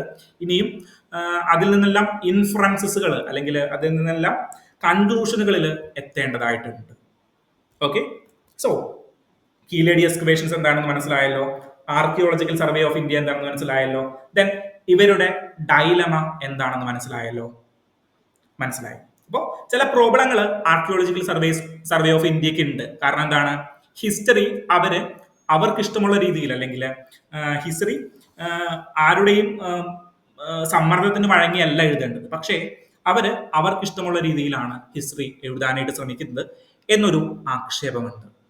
Okay, so how we reform archaeological practices? Institution, ഒന്നാമത് ഫിനാൻഷ്യൽ ഓട്ടോണമി അല്ലെങ്കിൽ ഇൻസ്റ്റിറ്റ്യൂഷണൽ ഓട്ടോണമി അവർക്ക് കൊടുക്കണം. ഓക്കെ, രണ്ടാമത്തെ കാര്യം എന്താണ്? മെത്തഡോളജിക്കൽ ചേഞ്ചസ് വരുത്തണം. കാരണം ലോകത്തെ ആർക്കിയോളജിക്കൽ സിസ്റ്റംസ് വളരെ ചേഞ്ചസുകൾ സംഭവിച്ചുകൊണ്ടിരിക്കുകയാണ്. നമ്മൾ കാർബൺ യൂസ് ചെയ്തുകൊണ്ട് നമ്മളുടെ ആർട്ടിഫാക്റ്റുകളുടെയും ബാക്കി എല്ലാ കാര്യങ്ങളുടെയും വയസ്സ് അളക്കുക, അങ്ങനെയുള്ള ഡിഫറെന്റ് ടെക്നിക്കുകൾ നമ്മൾ യൂസ് ചെയ്യുന്നുണ്ട്. സോ ലോകോത്തരമായിട്ടുള്ള ടെക്നിക്കുകൾ നമ്മൾ യൂസ് ചെയ്യണം. ദെൻ ട്രാൻസ്പെറൻസി, അതാണ് ഇവിടെ ഏറ്റവും ഇമ്പോർട്ടൻ്റ് ആയിട്ടുള്ള കാര്യം. Okay, open dissemination in international ജേണലുകളിൽ പ്രസിദ്ധീകരിക്കാനായിട്ടും ദെൻ റിസർച്ചേഴ്സിന് കൂടുതൽ അവസരങ്ങൾ കൊടുക്കണം. ഇപ്പോ നമ്മളിങ്ങനെ അമർനാഥ് രാമകൃഷ്ണനെ തടഞ്ഞു കഴിഞ്ഞപ്പോൾ 2017 രാമകൃഷ്ണൻ സാറിനെ എങ്ങടേക്ക് വിട്ടു? അസമിലേക്ക് വിട്ടു. സോ എന്താ സംഭവിച്ചേ? വലിയൊരു എക്സ്പ്ലോറേഷന്റെ സാധ്യതയാണ് നമ്മൾ അവിടെ ലിമിറ്റ് ചെയ്ത് കളഞ്ഞത്. Okay, so epistemic pluralism, recognising multiple narratives of India's past. അതായത് ഇന്ത്യക്ക് ഒരു പാസ്റ്റ് അല്ല. നമ്മൾ 6ാം ക്ലാസ്സിൽ NCERT സ്റ്റാർട്ട് ചെയ്യുന്നത് എങ്ങനെയാണ്?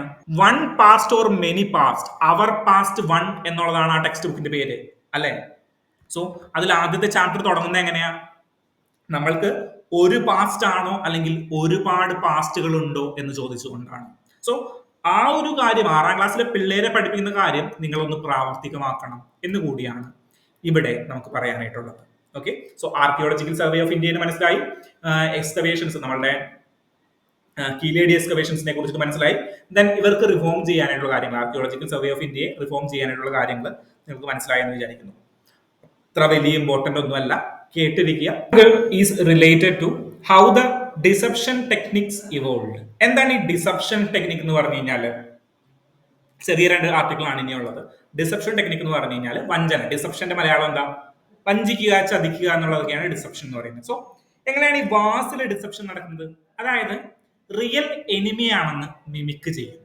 ഫോർ എക്സാമ്പിൾ, നമ്മളുടെ വാർഫെയറിൽ നടക്കുമ്പോൾ നമ്മൾ ഇല്ലീഗൽ റഡാർസ് യൂസ് ചെയ്യും, അല്ലെങ്കിൽ വേറെ എന്തെങ്കിലും ടെക്നിക്കുകൾ ഉപയോഗിച്ചിട്ട് നമ്മൾ വേറെ എവിടെയാണെന്നെങ്കിലും മിമിക്ക് ചെയ്യും. സോ എനിമി എന്ത് ചെയ്യും? ആ ഒരു ഏരിയയിലേക്ക് അറ്റാക്ക് ചെയ്യുകയും നമ്മൾ ഇപ്പുറത്തേക്ക് കൂടി പോയിട്ട് അവന്മാരെ അറ്റാക്ക് ചെയ്യുകയും ചെയ്യും.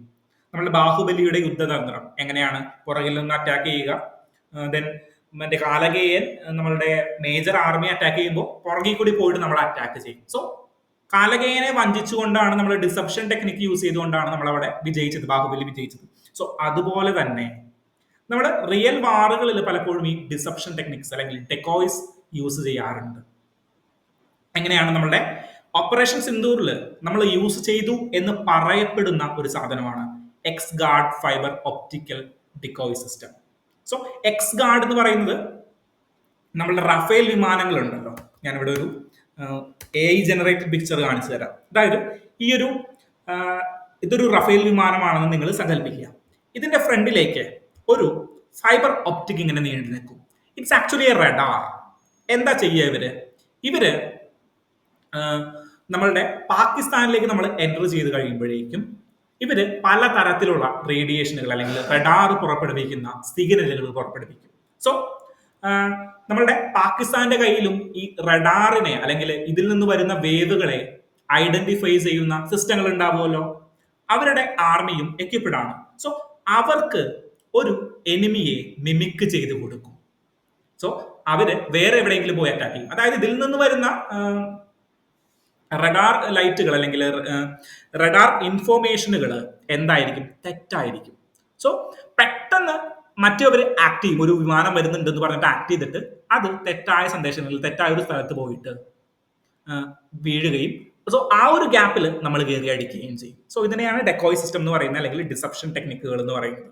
ഓക്കെ, സോ ഡിജിറ്റൽ ഏജുകളിൽ റഡാർസ് യൂസ് ചെയ്തുകൊണ്ട് പണ്ട് തുടങ്ങിയ ഡിസെപ്ഷൻ ടെക്നിക്കുകൾ ഉണ്ട് കേട്ടോ. നേവി യൂസ് ചെയ്യാറുണ്ട്, ആർമി യൂസ് ചെയ്യാറുണ്ട്, ദെൻ എയർഫോഴ്സ് യൂസ് ചെയ്യാറുണ്ട്. ഡിജിറ്റൽ ഏജുകളിൽ എങ്ങനെയാണ് ഡിസെപ്ഷൻ ടെക്നിക്കുകൾ? നമ്മൾ പറഞ്ഞു അൺമാൻഡ് ഏരിയൽ വെഹിക്കിൾസ് ആണ് നമ്മൾ യൂസ് ചെയ്തുകൊണ്ടിരിക്കുന്നത്, അല്ലെ? ഇനി ചെറിയ ഡ്രോണുകൾ ഉപയോഗിച്ചുകൊണ്ട് മാറിയിരുന്നു കൊണ്ടായിരിക്കും യുദ്ധം നമ്മൾ കൺട്രോൾ ചെയ്യുക. സോ ഈ സമയങ്ങളിൽ 2 കൂട്ടർക്കും റഡാർസ് ഉണ്ടാവും, അല്ലെങ്കിൽ അതിനെ ഐഡന്റിഫൈ ചെയ്യാനായിട്ടുള്ള മെക്കാനിസം അവിടെ ഉണ്ടാവും. സോ ഇതിനെ മിമിക്ക് ചെയ്യാനായിട്ട് നമുക്ക് പറ്റിക്കഴിഞ്ഞ് കഴിഞ്ഞാൽ നമുക്ക് വാറ് പലപ്പോഴും വിൻ ചെയ്യാനായിട്ട് സാധിക്കും. സോ ഓപ്പറേഷൻ സിന്ദൂറിലാണ് എക്സ് ഗാർഡ് എന്ന് പറയുന്ന ഫൈബർ ഒപ്റ്റിക്സ് നമ്മൾ യൂസ് ചെയ്തുകൊണ്ട് നമ്മളുടെ ഡെക്കോയ് സിസ്റ്റം അല്ലെങ്കിൽ ഡിസെപ്ഷൻ ടെക്നിക്കുകൾ നമ്മൾ വർക്ക് ചെയ്തു എന്ന് പറയപ്പെടുന്നത്. ഒഫീഷ്യൽ ഡാറ്റയൊന്നും അല്ല, ചില കമന്റുകൾ മാത്രമാണ് ഇതുമായി ബന്ധപ്പെട്ട് നമുക്ക് വന്നിട്ടുള്ളത്. ഓക്കെ, സോ ഈ ഡിസെപ്ഷൻ ടെക്നിക്ക് എന്താണ് എന്ന് മനസ്സിലായി എന്ന് ഞാൻ വിചാരിക്കുന്നു. ഓക്കെ, സോ ഇതിന് വേൾഡ് വൈഡ് എക്സാമ്പിളുകൾ ഉണ്ട്. ഇപ്പോൾ നേവി യൂസ് ചെയ്യുന്നതാണെങ്കിൽ അല്ലെങ്കിൽ എയർഫോഴ്സ് യൂസ് ചെയ്യുന്ന ഡെക്കോയ് സിസ്റ്റംസ് ആണെങ്കിൽ ലെനാർഡോ ബ്രിറ്റ് ക്ലൗഡ് എന്നൊക്കെ പറയുന്നത്, ദെൻ റൈത്തിയോൺ, ഇതൊക്കെ കേട്ടിരിക്കുക. അല്ലാണ്ട് ഇത് കാണാപ്പാടം റൈത്തിയോൺ എന്നൊക്കെ എഴുതി വെച്ചിട്ട് കാണാപ്പാടം പഠിക്കേണ്ട കാര്യമൊന്നുമില്ല, കേട്ടിരിക്കുക. ഓക്കെ, സോ എക്സ് ഗാർഡ് എന്താണെന്നുള്ളത് ഓർക്കുക. ഇന്ത്യയുടെ ഒരു ഡിസപ്ഷൻ സിസ്റ്റം ആണ്. നമ്മൾ റഫേൽ വിമാനങ്ങളിൽ ഘടിപ്പിച്ച ഫൈബർ ഒപ്റ്റിക് രീതിയിലുള്ള ഫൈബർ ഒപ്റ്റിക്സിന്റെ ഒരു നീണ്ട റോഡാണ് ഈ ഡിസപ്ഷൻ ടെക്നിക്കുകൾ എന്ന് പറയുന്നത്. ദെൻ ലാൻഡ് ബേസ്ഡ് ടെക്കോയിസ്, അതായത് കറന്റ്ലി ഉള്ള നമ്മുടെ റഷ്യ യുക്രൈൻ വാറിൽ പോലും നമ്മൾ ഇത് യൂസ് ചെയ്യുന്നുണ്ട്. നമ്മൾ വുഡൻസ് യൂസ് ചെയ്തുകൊണ്ട് നമ്മൾ ഒരു ടാങ്ക് അവിടെ ക്രിയേറ്റ് ചെയ്ത് വെക്കും. ദെൻ അതിലേക്ക് ആർമിയെ കാണാൻ പറ്റുന്ന രീതിയിൽ എന്ത് ചെയ്യും, യുക്രൈൻ ആർമിയെ കാണാൻ പറ്റുന്ന രീതിയിൽ നമ്മളൊരു ടാങ്ക് ബിൽഡ് ചെയ്ത് വെക്കും, അല്ലെങ്കിൽ ഒരു ആർമി പോസ്റ്റ് ക്രിയേറ്റ് ചെയ്ത് വെക്കും. ദെൻ അവിടെ കുറച്ച് ലൈറ്റ് ഒക്കെ വെച്ചേക്കും. സോ ആർമി മുകളിൽ നിന്ന് നോക്കുമ്പോൾ എന്താണ്, അവിടെ ഒരു ബേസ് ഉണ്ടാകുന്നു, അല്ലെങ്കിൽ അവിടെ ഒരു മെഷീനറി അവിടെ നിൽക്കുന്നു. ഫോർ എക്സാമ്പിൾ ഒരു ട്രക്ക് അവിടെ നിൽക്കുന്നു. സോ അവരതിനെ അറ്റാക്ക് ചെയ്യും, അതിലേക്ക് അവരുടെ ശ്രദ്ധ പോകും. സോ ആ ടൈമിൽ എന്ത് ചെയ്യും, അവിടെ അറ്റാക്ക് ചെയ്തു എന്ന് ഉറപ്പാക്കി കഴിയുമ്പോഴേക്കും ഇവിടുന്ന് യുദ്ധവിമാനങ്ങൾ പോവുകയും അതിനെ കൗണ്ടർ അറ്റാക്ക് ചെയ്യുകയും നശിപ്പിക്കുകയും ചെയ്യും. സോ ഇങ്ങനെയാണ് ലാൻഡ് ബേസ്ഡ്. നേവൽ ബേസ്ഡ് ആണെങ്കിലും സെയിം തന്നെയാണ്. എങ്ങനെയാ വർക്ക് ചെയ്യുന്നത്, നേവലിൽ നിന്ന് ഓപ്പറേറ്റ് ചെയ്യാൻ പറ്റുന്ന രീതിയിലുള്ള ഡെക്കോയിസ് നമ്മൾ കീപ്പ് ചെയ്യും. സോ ഡെക്കോയിസ് എന്താണെന്ന് മനസ്സിലായല്ലോ. ഡെക്കോയിസ് എന്താണെന്ന് മനസ്സിലായെന്ന് വിചാരിക്കുന്നു. ഡിസപ്ഷൻ ടെക്നിക്കുകൾ നമ്മൾ എങ്ങനെയാണ് യൂട്ടിലൈസ് ചെയ്യുന്നത്, ഏതാണ് നമ്മളുടെ ഒരു മേജർ ഡിസപ്ഷൻ ടെക്നിക്ക് നമ്മൾ റഫേലിൽ യൂസ് ചെയ്തത് എക്സ് ഗാർഡ് എന്ന് പറയുന്ന ഫൈബർ ഒപ്റ്റിക്സ് ആണ്, ഫൈബർ ഒപ്റ്റിക് ഡെക്കോയ് സിസ്റ്റം ആണ് നമ്മൾ അതിൽ യൂസ് ചെയ്തിട്ടുണ്ടായിരുന്നത്. Then next article, ISRO hold air drop test for Gaganyaan mission. എന്താണ് ഗഗൻയാൻ മിഷൻ? കണ്ടിട്ടുണ്ടല്ലോ, ഡീറ്റെയിൽ ആയിട്ട് നമ്മൾ ഡിസ്കസ് ചെയ്തിട്ടുണ്ടല്ലോ. അങ്ങനെയാണെങ്കിൽ അതും കൂടി ഒന്ന് നമുക്ക് നോക്കി പോകണം. ഈ ഒരു ആർട്ടിക്കിൾ വന്നത് നിങ്ങൾ ഓർക്കുന്നുണ്ടോ? Stepping stone, NASA axiom, ISRO type is an admirable outcome. So Gaganyaan mission ഇന്ത്യയിൽ നിന്ന് ആദ്യമായിട്ട് ഹ്യൂമൻസിനെ എങ്ങടേക്ക് കൊണ്ടുപോവുക, സ്പേസ് സ്റ്റേഷനിലേക്ക് കൊണ്ടുപോവുക എന്നുള്ളതാണ് ഗഗൻയാൻ മിഷന്റെ ഉത്തരവാദിത്വം. So first human space flight mission ആണ് ഇന്ത്യയുടെ. ഓക്കെ, സോ ഇന്ത്യയുടെ first human space flight mission.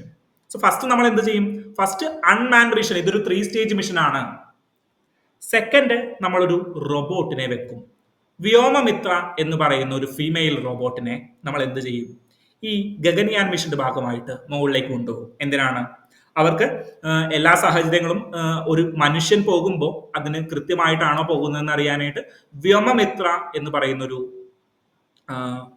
Female റോബോട്ടിനെ, ഹിന്ദിയും ഇംഗ്ലീഷും ഒക്കെ സംസാരിക്കുന്ന ഒരു റോബോട്ടാണ് ഈ വ്യോമമിത്ര റോബോട്ട്. തേർഡ് സ്റ്റേജിൽ മാത്രമാണ് നമ്മൾ മാൻഡ് മിഷനുമായിട്ട് പോകുന്നത്. ഓക്കെ, സോ മാൻഡ് മിഷനുമായിട്ട് നമ്മൾ എങ്ങനെയാ പോകുന്നത്, തേർഡ് സ്റ്റേജിലാണ് പോകുന്നത്. ഞാനൊരു പിക്ചർ കാണിച്ചിട്ടുണ്ടായിരുന്നു. ഹെവി LVM-3 എന്ന് പറയും. LVM എന്താണ്, ലോഞ്ച് വെഹിക്കിൾ മാർക്ക് 3, അതായത് ജിയോസിൻക്രണസ് സാറ്റലൈറ്റ് ലോഞ്ച് വെഹിക്കിളിനെയാണ് നമ്മൾ ലോഞ്ച് വെഹിക്കിൾ മാർക്ക് 3 എന്ന് പറയുന്നത് ഞാൻ പറഞ്ഞിട്ടുണ്ടായിരുന്നു, ഓർക്കുന്നുണ്ടോ? സോ അതെന്തിനു കൊണ്ടുപോകാനായിട്ടുള്ളതാണ്, നമ്മളുടെ റോക്കറ്റുകൾ കൊണ്ടുപോകാനായിട്ടുള്ളതാണ്, അല്ലെങ്കിൽ സാറ്റലൈറ്റുകൾ കൊണ്ടുപോകാനായിട്ടുള്ളതിലാണ്. അതിൽ നമ്മൾ എന്ത് ചെയ്യും, ചില ചേഞ്ചസുകൾ വരുത്തും. അങ്ങനെ ഹ്യൂമൻ റേറ്റഡ് ഹെവി LVM-3യിലാണ് നമ്മൾ ഇത് കൊണ്ടുപോകുന്നത്. ലോഞ്ച് വെഹിക്കിൾ മാർക്ക് 3 ആണ്. സോ നമ്മളുടെ എല്ലാ മിഷനും യൂസ് ചെയ്യുന്ന ഒരു വെഹിക്കിൾ ആണ് ലോഞ്ച് വെഹിക്കിൾ മാർക്ക് 3. അതിൽ എന്ത് ചെയ്യും, ഹ്യൂമന് കൊണ്ടുപോകാൻ പോസിബിൾ ആയിട്ടുള്ള ചില ചേഞ്ചസുകൾ വരുത്തും. So human rated launch vehicle mark 3 ആണ് നമ്മൾ ഇവിടെ യൂസ് ചെയ്യുന്നത്. ഞാൻ ഇതൊന്നും അന്ന് പറഞ്ഞിട്ടുണ്ടായിരുന്നു. Then payloads, crew module, service module. ഈ പിക്ചർ നോക്കി, ആദ്യം നമ്മൾ മൊത്തമായിട്ട് വിടും. ദെൻ അതിനുശേഷം എന്താണ്, പകുതി വെച്ചിട്ട് എവിടെ വെച്ചിട്ടാണ്, ഇവിടെ വെച്ചിട്ട് എന്ത് സെപ്പറേറ്റ് ചെയ്യും, ക്രൂ മൊഡ്യൂളും സർവീസ് മൊഡ്യൂളും സെപ്പറേറ്റ് ചെയ്യും. ഇതൊക്കെയാണ് ക്രൂ മൊഡ്യൂളും സർവീസ് മൊഡ്യൂളും സെപ്പറേറ്റ് ചെയ്യും. ദെൻ അത് നോർമലി ഓട്ടോമാറ്റിക്കലി താഴെ വീഴുകയും നമ്മളുടെ കടലിൽ വന്ന് പതിക്കുകയും ചെയ്യും. സോ ഈ ക്രൂ മൊഡ്യൂളും സർവീസ് മൊഡ്യൂളും എന്ത് ചെയ്യുന്നു, സെപ്പറേറ്റ് ചെയ്ത് തിരിച്ചു വരുന്നതിനെ മിമിക് ചെയ്യുന്ന ഒരു എയർ ഡ്രോപ്പ് ടെസ്റ്റ് ആണ് നമ്മൾ നടത്തിയിരിക്കുന്നത്.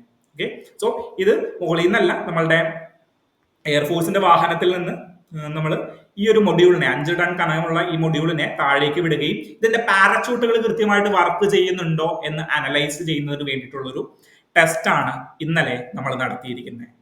ഓക്കെ, സോ ഗഗൻയാൻ മിഷൻ ഏറ്റവും ഇമ്പോർട്ടന്റ് ആയിട്ടുള്ള ഒരു മിഷനാണ്. ഡീറ്റെയിൽ ആയിട്ട് ഇതിനെ കുറിച്ചിട്ട് നോക്കി വെക്കണം. നമ്മളിത് ഡീറ്റെയിൽ ആയിട്ട് 1ാം സ്റ്റേജ് മുതൽ 9ാം സ്റ്റേജ് വരെ ഡീറ്റെയിൽ ആയിട്ട് നമ്മൾ ഒരു ക്ലാസ്സിൽ ഡിസ്കസ് ചെയ്തിട്ടുണ്ടായിരുന്നു. ഓക്കെ, സോ 3 സ്റ്റേജ് മിഷൻ ആണ്. LVM-3 ആണ്. പക്ഷേ ഹ്യൂമൻ അല്ലെങ്കിൽ ഹ്യൂമന് പോകാൻ വേണ്ടിയിട്ട് ഹ്യൂമൻ റേറ്റഡ് LVM-3 ആണ് നമ്മൾ യൂസ് ചെയ്തുകൊണ്ടിരിക്കുന്നത്. ദെൻ ആരൊക്കെയാണ്? 4 പേരാണ് ഈ മിഷന് വേണ്ടിയിട്ട്. എയർഫോഴ്സിന്റെ 4 പേരാണ്. ഗ്രൂപ്പ് ക്യാപ്റ്റൻ, വിംഗ് കമാൻഡർ, ഒരു 3 ഗ്രൂപ്പ് ക്യാപ്റ്റന്മാരെയും ഒരു വിംഗ് കമാൻഡർ. നമ്മളുടെ പ്രശാന്ത് ബാലകൃഷ്ണൻ, ലെന, നമ്മളുടെ സിനിമാ നടി ലെനയുടെ ഭർത്താവാണ് Prasanth Balakrishnan Nair. Then Ajit Krishnan, then Angad Pratap, then അവർ famous Shubhanshu Shukla. So Axiom 3 Axiom 4 ഉണ്ടായിരുന്ന ആളാണ് ശുഭാൻഷു ശുക്ല, നമുക്ക് എല്ലാവർക്കും അറിയാം. സോ 2 പേരെ നമുക്ക് ഫെമിലിയർ ആണ്. ആരാണ്? പ്രശാന്ത് നായരും ശുഭാൻഷു ശുക്ലയും. ദെൻ അങ്കദ് പ്രതാപ് ഉണ്ട്, ദെൻ അജിത് കൃഷ്ണനുണ്ട്. അങ്ങനെ 4 പേരാണ് ഈ ഒരു പ്രോഗ്രാമിന് വേണ്ടിയിട്ട് എന്ത് ചെയ്തിരിക്കുന്നത്? നമ്മളുടെ ഇന്ത്യൻ ഗവൺമെന്റ് തെരഞ്ഞെടുത്തിരിക്കുന്ന 4 പേരെന്ന് പറയുന്നത്. സോ 4 പേരും എയർഫോഴ്സിന്റെ ഉദ്യോഗസ്ഥരാണ്. വിംഗ് കമാൻഡറും ഗ്രൂപ്പ് ക്യാപ്റ്റന്മാരുമാണ്. ഓക്കെ, സോ ഇതാണ് ഡീറ്റെയിൽ ആയിട്ട്. ഇന്ന് മോസ്റ്റ് ഓഫ് ദ ടോപ്പിക്കുകളും റിവിഷൻസ് റിലേറ്റഡ് ആയിരുന്നു. ഇന്റഗ്രേറ്റഡ് ചൈൽഡ് ഡെവലപ്മെന്റ് സ്കീം ആണെങ്കിലും, അല്ലെങ്കിൽ ഏർലി ചൈൽഡ്ഹുഡ് കെയർ പോളിസി ആണെങ്കിലും, ദെൻ ഗഗൻയാൻ മിഷൻ ആണെങ്കിലും, എല്ലാം കുറച്ച് റിവിഷൻ ഓറിയന്റഡ് ആയിട്ടുള്ള കാര്യമായിരുന്നു. ഓക്കെ, സോ നമുക്ക് ഡീറ്റെയിൽ ആയിട്ട് അടുത്ത ക്ലാസ്സുകളിൽ വീണ്ടും കാണാം. അപ്പോൾ എന്തായാലും താങ്ക് യു.